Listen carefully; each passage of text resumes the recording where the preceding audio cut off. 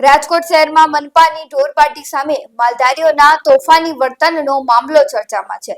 સ્થાનિક માલધારીઓએ ઢોર પકડીને રાખેલી જગ્યાએ જબરજસ્તી ઘૂસી જઈ ઢોર છોડી મૂકી દઈ વિરોધનો માહોલ ઉભો કર્યો હતો।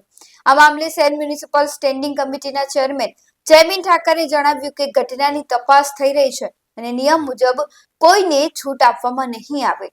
તેમણે કડક શબ્દોમાં ઉમેર્યું કે મનપાની કામગીરી સામે કોઈ પણ પ્રકારની અડચણ ઊભી કરવી એ સાંપ્રત રહેશે નહીં। જો કાયદાનો ભંગ કરવામાં આવ્યો છે તો તેની સામે જરૂરિયાત મુજબ કાર્યવાહી કરવામાં આવશે।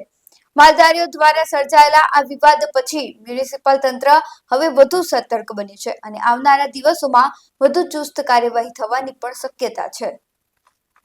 ગઈકાલે જે ઘટના બની છે, નામદાર ગુજરાત હાઈકોર્ટ અને રાજ્ય સરકારની સૂચના સંદર્ભે રાજકોટ શહેર મહાનગરપાલિકા દ્વારા પશુઓ માટેની એક પોલિસી અમે લોકોએ બનાવી છે। એ પોલિસી સંદર્ભે કોઈ પણ રખડતા પશુઓ જ્યારે રોડ ઉપર હોય છે ત્યારે સ્વાભાવિકપણે એને પકડવાની જવાબદારી રાજકોટ મહાનગરપાલિકાની થતી હોય છે।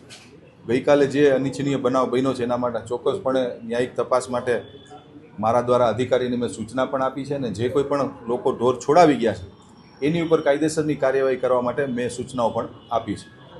બિલકુલ અયોગ્ય ઘટના કહી શકાય, કારણ કે કોઈ પણ સરકાર ચાલતી હોય છે તો કાયદા આધારિત ચાલતી હોય છે। કાયદો તોડવાનો કોઈને નાગરિકોને હક નથી હોતો। મેં જેમ કીધું એમ એની ઉપર ન્યાયિક તપાસ કરીને ફોજદારી ફરિયાદ કરવી પડે પણ તો પણ અમે કરવા તૈયાર છીએ।